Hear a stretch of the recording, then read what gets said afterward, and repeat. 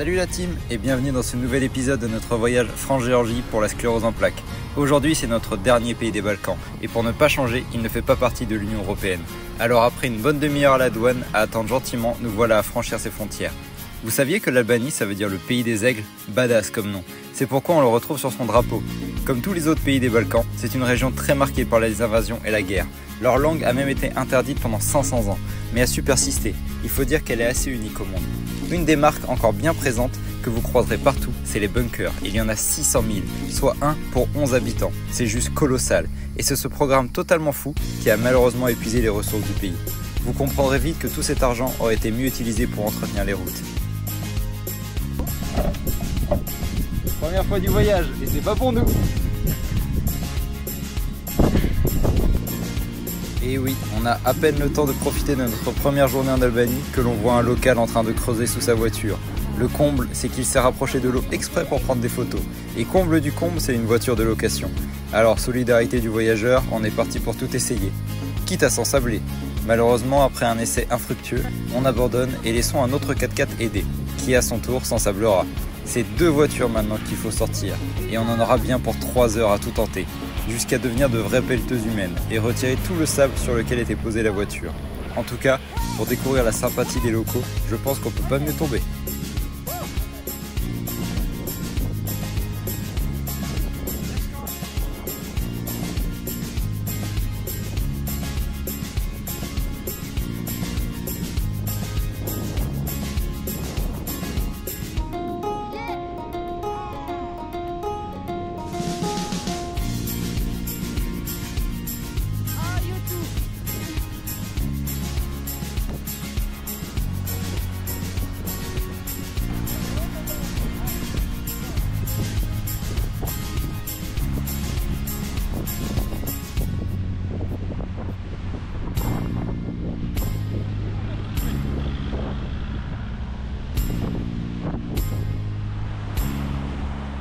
Antoine qui est en train de conduire la voiture.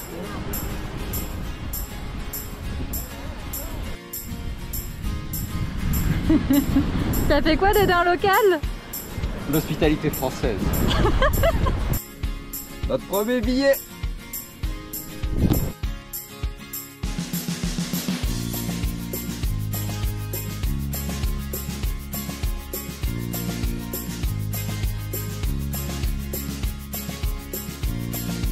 Après tant d'efforts, je pense qu'on a bien mérité de savourer un délicieux poisson pêché au harpon au Monténégro la veille.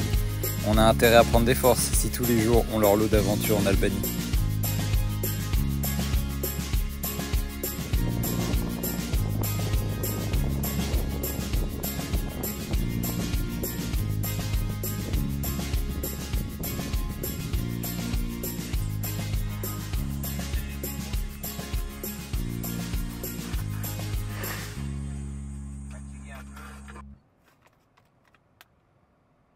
Ça sent vraiment le café bosniaque.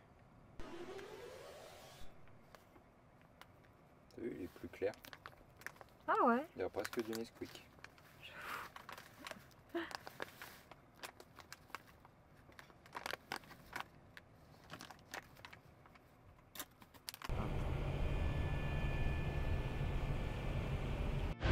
Après une première journée riche en émotions et en courbatures, on est parti pour grimper vers l'une des villes les plus visitées d'Albanie, Krujë ou Krudja, qui est connue pour son fameux marché où se vendent plein d'objets artisanaux et son château.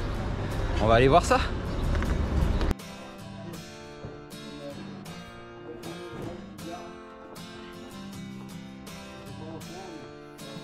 C'est certainement une visite immanquable du nord de l'Albanie, mais il faut se mettre à la place d'un Albanais pour comprendre pourquoi ce lieu est un symbole pour eux.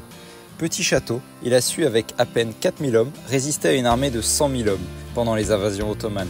Ils ont tenu pendant 17 ans, menés par un leader charismatique et courageux. C'est devenu un symbole de résistance. En plus de ce lieu historique, vous ne pourrez pas passer à côté de sa charmante ruelle traditionnelle, servant à présent de boutique souvenir. Vous aurez tout ce que le pays réserve d'artisanat et de produits locaux. Bon, on devait juste se poser avec une vue magnifique, mais des locaux et des Français nous ont dit que c'était sublime de monter là-haut. Donc on est parti pour une petite marche digestive. Pour découvrir ce magnifique endroit aux couleurs chatoyantes, il nous a fallu suivre notre première piste du pays. Et quand on dit piste, faut imaginer une route en terre, remplie de nids de poules, taille autruche, empruntée principalement par de gros camions de chantier. Ce fut à la fois sportif et marrant.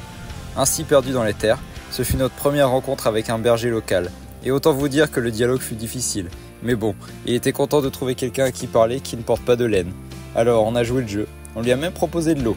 Mais il nous a fait comprendre que son raki dans sa bouteille d'eau lui suffit amplement. C'est un autre style de vie, et on pense qu'il était un peu tard pour lui faire changer d'avis.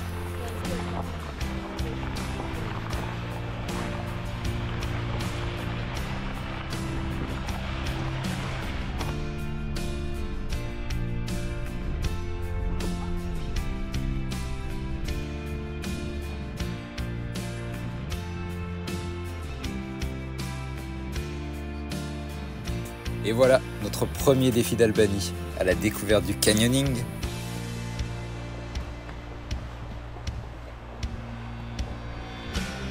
On est au pied du canyon, on va aller s'enfoncer dans l'eau. C'est parti! Salut la team! Pour découvrir un pays, on aime sortir de notre zone de confort et essayer une nouvelle façon d'explorer un lieu. Alors, après le kayak ou encore la via ferrata, il était temps de s'essayer au canyoning. Pour une première fois, on s'est dit qu'on allait faire bien les choses. Y aller seul, sans guide, mais pas faire les fous. Et donc, choisir un canyon facile d'accès. Ici, pas question de devoir descendre une cascade ou de sauter dans le vide. Quoique, voyez par vous-même. Mais de savourer la fraîcheur d'un lieu sculpté par le temps, où l'eau est thermale, sortant chaudement des parois, parfumant l'endroit d'un doux fumet d'œufs pourris. On oublie vite ce léger désagrément, et nous enfonçons de quelques kilomètres, cherchant désespérément une sortie vers un autre monde. Mais il faut bien nous rendre à l'évidence, il faut faire demi-tour et dire au revoir à ce lieu hors du temps. Le canyoning est une activité sportive qui peut se faire vraiment facilement, en fonction bien sûr du lieu. Pas besoin de toboggan à toute vitesse pour ressentir un bienfait physique et psychologique. Pour ce qui est de l'eau thermale et de la sclérose en plaques, c'est assez intéressant de s'y pencher, mais malheureusement pas assez documenté pour avoir un avis tranché. Certaines cures thermales disposent de la spécialisation neurologie. Il y en a 3 en France par exemple. Et cela améliorerait les capacités physiques, soulagerait les douleurs et ont un bienfait sur le mental. Il faut savoir que ça peut être prescrit par le médecin et pris en charge par l'assurance maladie. Alors, prêt à vous enfoncer dans une faille et de suivre le cours de l'eau ? C'est super beau, franchement, on vous recommande grave.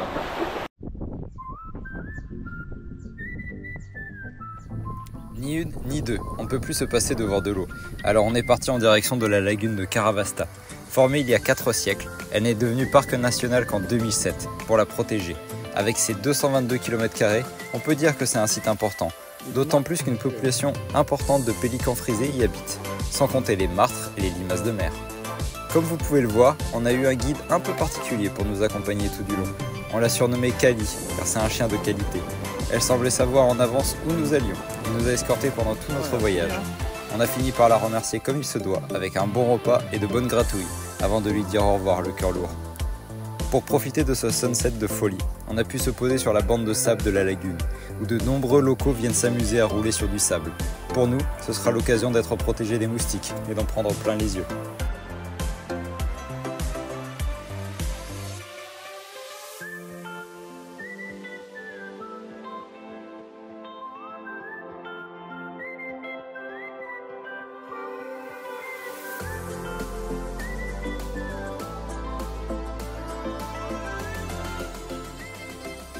Comme vous pouvez le voir, on est bien arrivé à Berat, la ville aux 1000 fenêtres. Je pense qu'on pourrait la surnommer la ville aux 1000 ruelles. Regardez, il y en a de partout, des ruelles trop mignonnes. Alors on va aller découvrir ça. Berat est quand même l'une des villes les plus anciennes du pays, fondée il y a 2500 ans. Vous pourrez vous perdre dans son quartier rive gauche chrétien ou rive droite musulman. On vous recommande vraiment de faire les deux. Séparés par un maigre ruisseau, il n'empêche que les lieux de prière étaient juxtaposés, témoignant de leur capacité à vivre en paix. Si le cœur vous en dit, vous pourrez grimper jusqu'à la citadelle à son sommet, pour avoir un magnifique point de vue sur la région. Si ça, c'est pas de la ruelle, qui prouve que je suis pas très large d'épaule.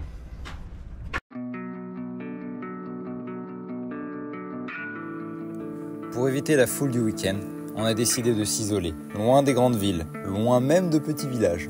On roule et on finit par s'orienter vers cet endroit paradisiaque. Malgré le panneau stipulant très clairement qu'il est interdit d'y camper, Des locaux et d'autres voyageurs nous disent que la police est passée et n'ont rien dit. Alléluia! Alors c'est parti pour passer 2 jours à nous prélasser au gré du vent. Spot le plus propre de toute l'Albanie, c'est un vrai plaisir que d'aller se baigner avec une plage de sable fin s'enfonçant très doucement dans la mer, permettant une surface de baignade incroyable. On ne sera visité que par des bergers avec tantôt leurs chèvres, tantôt leurs vaches, et le va-et-vient des pêcheurs, venant tôt le matin, repartant tard le soir, sera ce qui rythmera nos journées.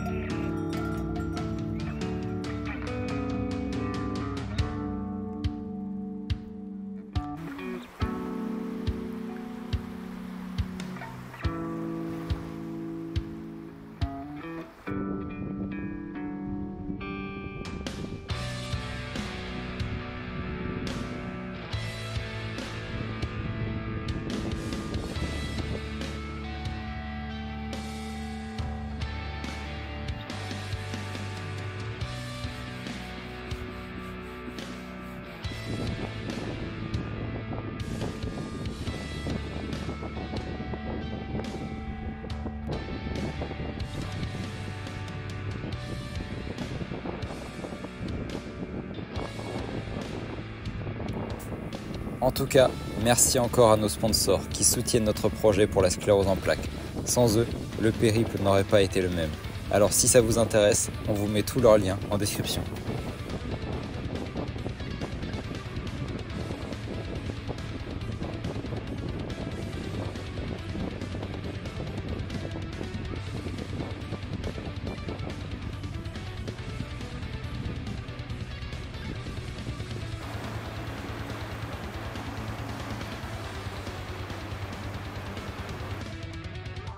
Salut tout le monde, aujourd'hui on va découvrir La Riviera albanaise.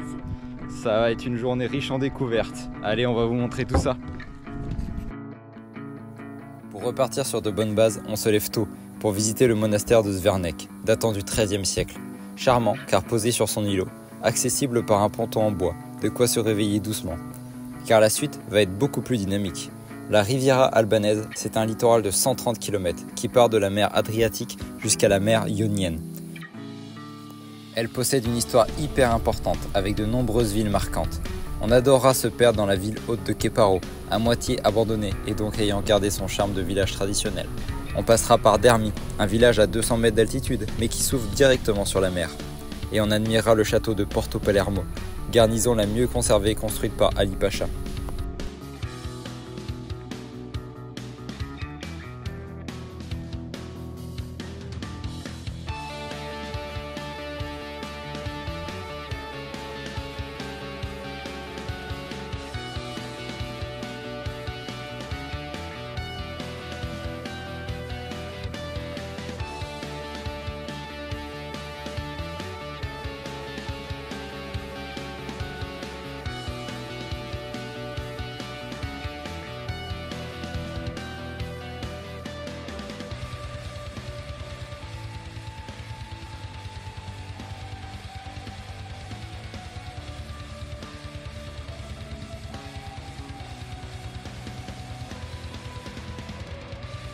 Notre petit périple sur la Riviera albanaise est fini. On s'est un petit peu enfoncé dans les terres parce qu'on n'a pas fini l'Albanie. On va faire une petite boucle dans le sud, vous allez découvrir ça. Mais là, on va aller visiter le fameux Blue Eye d'Albanie. Ça a l'air assez touristique, on va se faire notre propre avis là-dessus. Mais déjà, on marche sur du béton, c'est assez rare en Albanie pour le notifier. Et oui, ne vous laissez pas avoir par nos images de verdure tropicale. Le lieu est la définition d'un endroit aménagé pour les touristes. Mais l'œil bleu en soi reste très beau, malgré que sa puissance a fortement diminué avec les années. Et voilà, fin de cette journée à la Riviera albanaise et un petit peu dans les terres. On s'est trouvé un petit spot au milieu de ruines romaines. Et demain, c'est une grosse journée qui nous attend, avec la découverte de Gjirokastër, une grande ville qui a l'air assez jolie, avec un centre-ville historique. Et pour l'après-midi, on va découvrir ça ensemble demain. C'est un vrai plaisir de parcourir l'histoire avec nos roues, Grâce à des amis, on a eu l'adresse de ce joli coin, nous permettant de fantasmer les histoires ayant eu lieu ici. Le soir, un spectacle de lucioles comme on n'en a jamais vu nous a émerveillés comme des enfants, telles les âmes des milliers de personnes ayant passé un moment ici. Il en restera toujours une étincelle.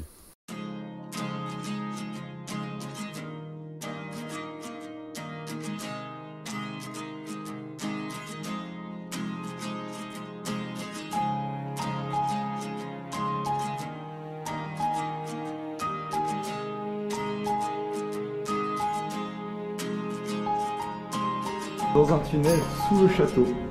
Bon, on a suivi Google Maps, on verra bien où ça mène.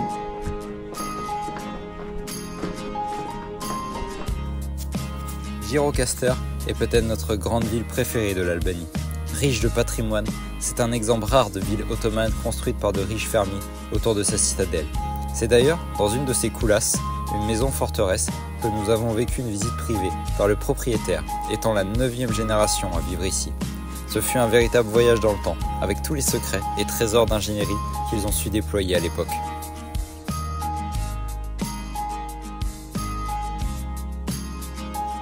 Près de Përmet, on décide de se relaxer malgré la grisaille et de savourer de bons bains chauds thermaux. Mais notre plus grand plaisir fut de passer 2 nuits avec nos copains voyageurs, car le voyage, c'est aussi des découvertes humaines.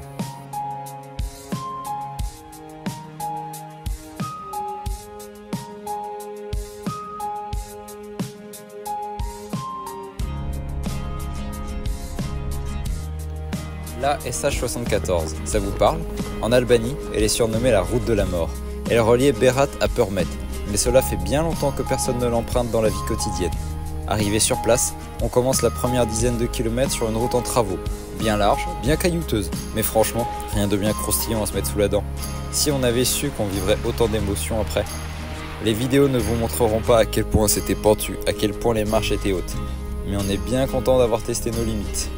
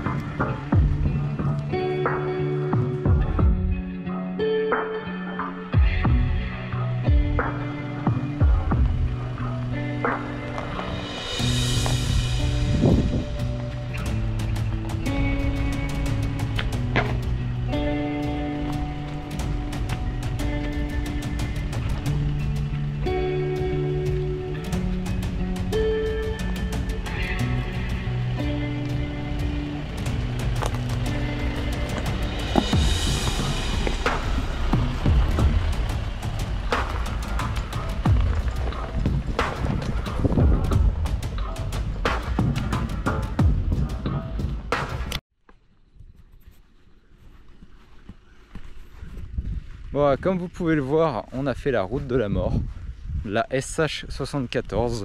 Le début était un peu en travaux, de gros chantiers.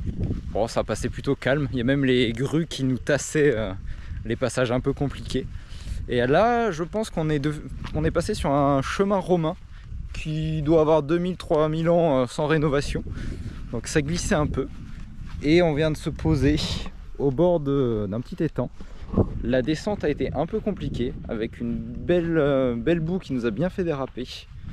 Donc j'espère que demain ça va passer tranquille, surtout qu'ils annoncent un peu de pluie demain matin.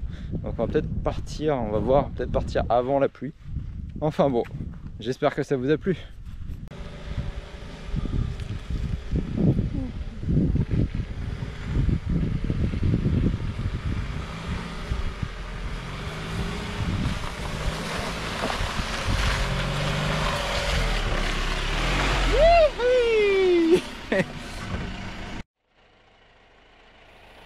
On est carrément parti dans l'après-midi et je pense qu'on a bien fait.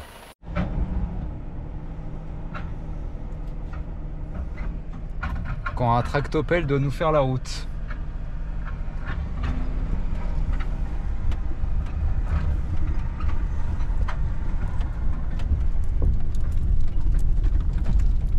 Ça te fait, tu crois? Allez, on croise les doigts. Hop là. Allez, hop là.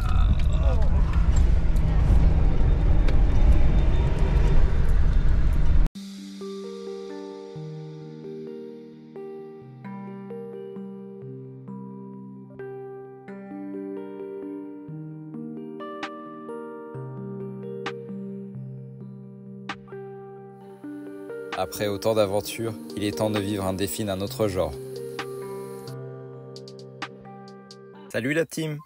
L'un des points qui nous a le plus marqué de notre séjour en Albanie fut le retour dans le temps, avec une plus grande partie de la population vivant de la terre et ayant un niveau économique et de développement reculé. C'est pourquoi, pour en découvrir plus, on a décidé de s'immerger dans une ferme albanaise pendant 5 jours, tenue par une adorable femme parlant très bien français, Saed, et sa mère. On a fait du bénévolat pour gagner notre couvert. De ferme, elle en porte bien son nom, cultivant en permaculture de nombreux fruits, légumes et plantes consommables, dont elle tire aussi ses propres infusions. Le reste de ses produits proviennent de ses voisins directs, qui, comme elle le dit si bien, font bien mieux ces choses-là qu'elle, alors pourquoi s'embêter? Ce n'est pas juste une ferme. Pour fonctionner, elle sert aussi et surtout de maison d'hôte, pour les personnes souhaitant vivre un moment de nature et savourer de bons petits plats végétariens et typiques. Ça a été un vrai bonheur que de passer à table une fois le boulot fini. En parlant du boulot, ça a été notre première expérience dans ce qu'on pourrait dire l'hôtellerie. On a découvert le monde des serveurs et de la plonge. Et le moins que l'on puisse dire, c'est qu'on en a bien bavé, car nous sommes sortis de notre zone de confort, et dans les meilleures conditions possibles. Ça ouvre les yeux sur d'autres professions qui nous entourent. Pour ceux qui souhaitent faire du bénévolat, et par exemple aider la fondation France Sclérose en Plaques, sachez que tout est lisible et très clair sur leur site. Vous pourriez par exemple aider pendant des congrès, apporter votre soutien pour une action près de chez vous, ou encore simplement déployer les informations autour de vous, et ce, avec le temps que vous avez. Alors, est-ce que ça te tenterait de faire un jour du bénévolat? Et si oui, dans quel domaine?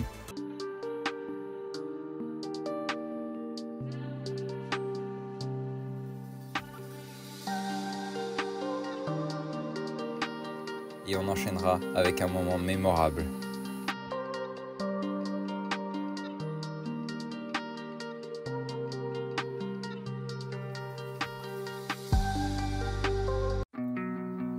Salut la team!